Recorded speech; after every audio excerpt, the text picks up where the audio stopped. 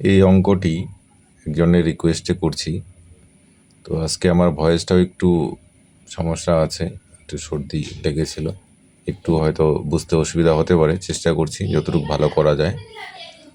তো দেখো, এই অঙ্কটি একটু প্যাচ আছে এক জায়গায়, ছোট্ট সামান্য। তো আমরা অঙ্কটা দুটোভাবে করা যায়, এক্স ধরেও করা যায়, এক অংশ ধরেও করা যায়, ঠিক আছে? তো আমরা প্রথমে এক অংশ ধরেই করছি, তারপরে আমরা এক্স দিয়ে করব। তো এক অংশ ধরে, তো আমরা ধরি মোটায় এক অংশ, এটা আমরা ধরে নিলাম। তো ওই ব্যক্তি তার আয়ের ব্যাংকে জমা রাখলো, এত অংশ ব্যাংকে জমা রাখলো। তাহলে ব্যাংকে কতটুকু রাখলো?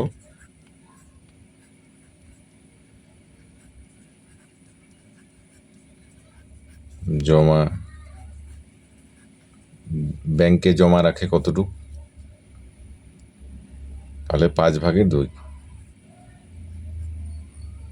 গুণন করলে একই হবে, 2/5 অংশ।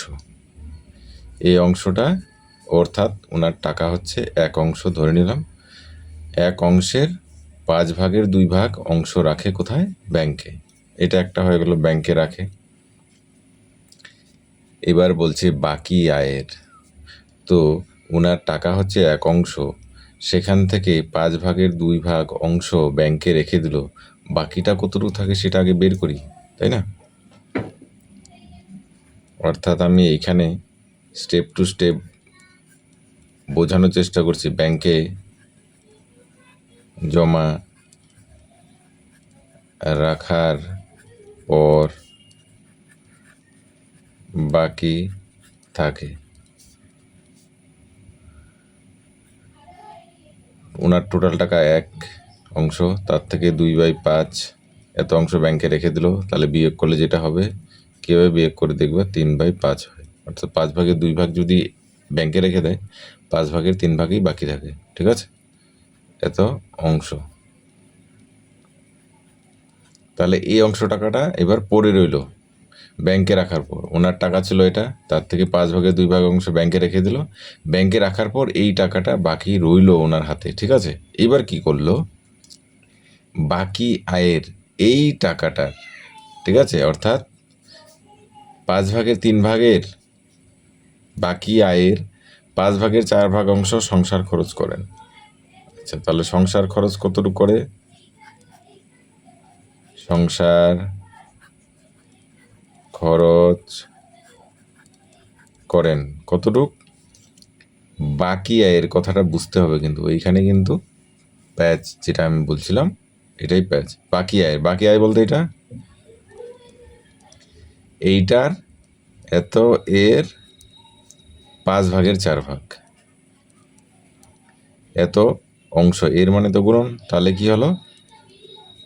12/25 এত অংশ কোথায় রাখে? এত অংশ সংসার খরচ করেন। এটা সংসার খরচ করেন, অলরেডি লেখা হয়ে গেছে এত অংশ।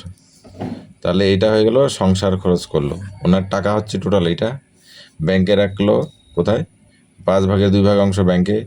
এটা হয়ে গেল সংসার খরচ করে কতটুক? 25/12 সংসার খরচ করলো। এইবার বাকি টাকা, বাকি টাকা কোনটা? এইটার 5/4 সংসার খরচ করে।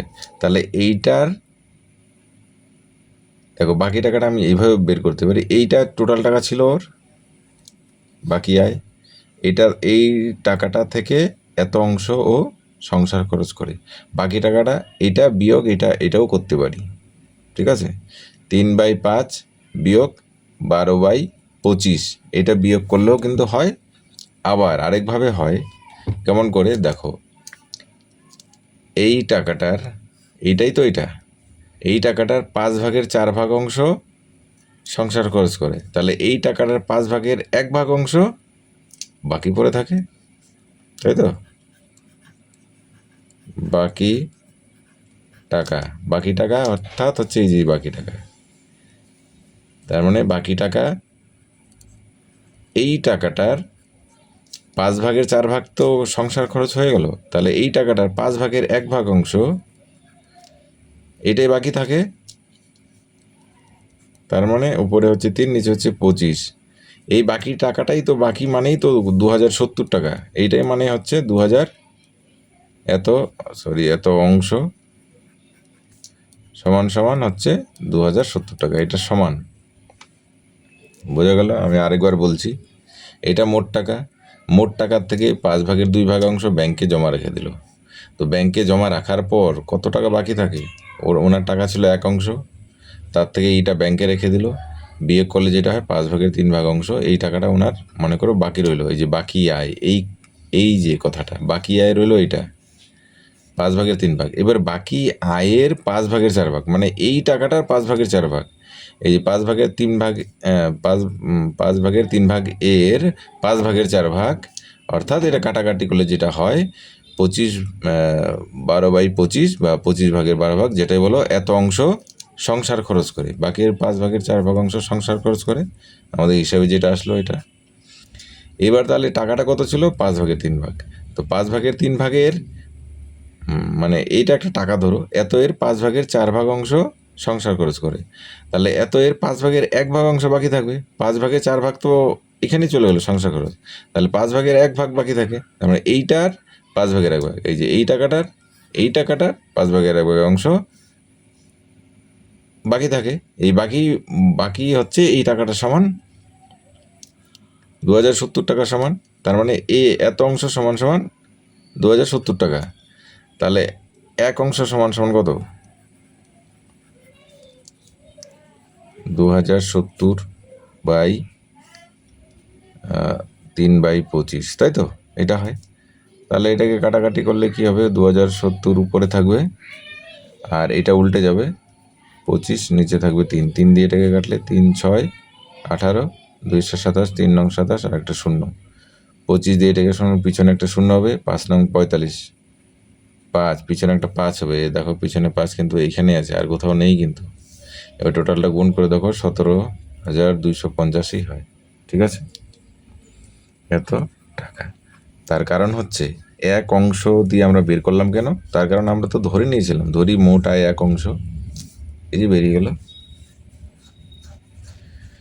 এই অঙ্কটার প্যাচটা হলো এইখানে, এইটা একটু ভালো করে বুঝতে হবে যে ওনার মোট আয় ছিল 1 অংশ, তার থেকে ব্যাংকে রাখলো 5/2, তো বাকি থাকলো কতটুকু? 5/3 বাকি থাকলো। এই 5/3 এইটাকে আবার ভাগ করেছে, এইটার এত এর 5/4 সংসার খরচ, আর এত এর তাহলে 5/1 অংশ এইটা।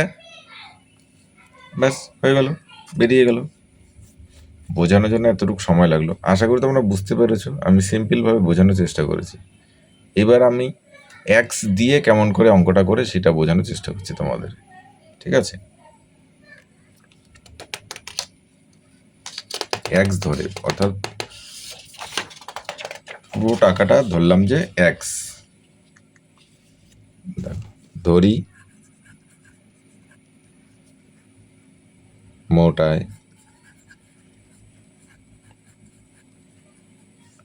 হচ্ছে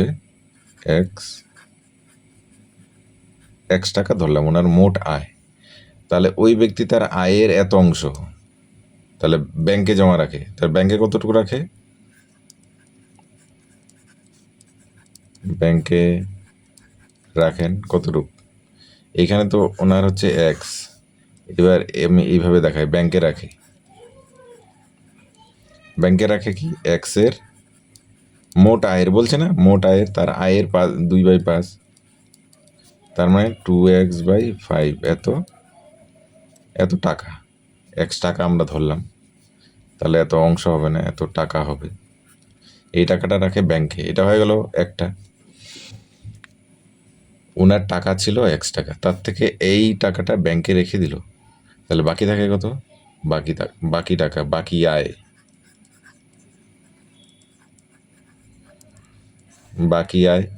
ওনার ছিল টাকা এক্স, তার থেকে 2x/5 টাকা ব্যাংকে রেখে দিল, তাহলে বাকি থাকে কত, বিয়োগ করবে কত হবে, নিচে লসাগু 5, উপরে হবে দেখবে 3x/5, এত টাকাই হবে। বিয়োগ করে দেখো, তাই হবে। তাহলে এই টাকাটা ওর বাকি রইল ব্যাংকে রাখার পর, তাই তো? এইবার এই টাকাটার বাকি টাকা যেটা বলছিল বাকি আয়ের, এই টাকাটার কি করলো, এই টাকাটার 5/4 এত অংশ কোথায় রাখে, সংসার খরচ করে।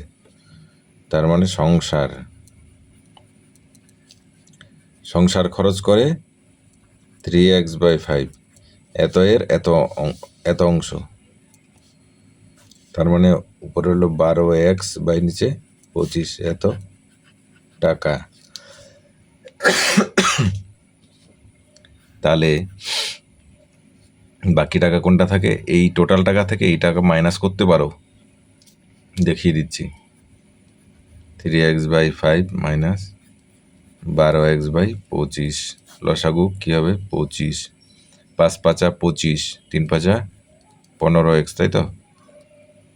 মাইনাস 12x, তাহলে কত হবে, উপরে 3x নিচে হবে 25, এত টাকা। লসাগু যদি করো এটাই বেরোয়। আর আমি কিভাবে করব, দেখো এই টাকাটার 5/4 যেহেতু সংসারে লেগে গেছে, তাহলে এই টাকাটার 5/1 অংশ পড়ে থাকে।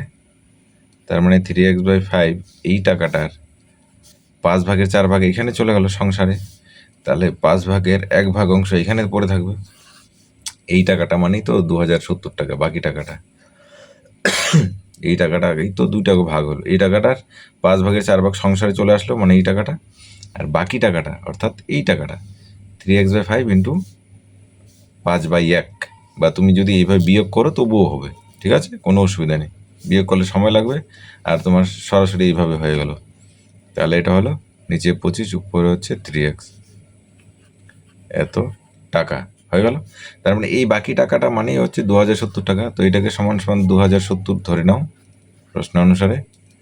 তাহলে এখানে কি হবে দেখো, বজ্রগুণন হবে 3x = 25 গুণন 20 70, x = 25 গুণন 20 70/3, 3 দিয়ে এটাকে কাটলে 3 × 6 = 18, 3 × 7 = 0, এই দুটো গুণন করলে তাই হয় 17,250, এত টাকা। এক্সের মান বেরোলো এটা। তার মানে এক্স কি ধরেছিলাম, ওনার মোট আয় x টাকা। তাহলে ওনার মোট আয় কত, এই প্রশ্নের ডি নাম্বার হচ্ছে অ্যান্সার, 17,250 টাকা। তো তোমরা যেভাবেই করো সেভাবেই অঙ্কটা আসবে, কোনো অসুবিধা নেই। এক অংশ ধরে যদি করো তবুও অঙ্কটা আসবে, যদি এক্স ধরে করো তবুও অঙ্কটা আসবে, কোনো অসুবিধা নেই। দেখো, স্ক্রিনশট নিয়ে নিতে পারো। আশা করি তোমাদেরকে বোঝাতে পারলাম, খুব সিম্পলভাবে বোঝালাম।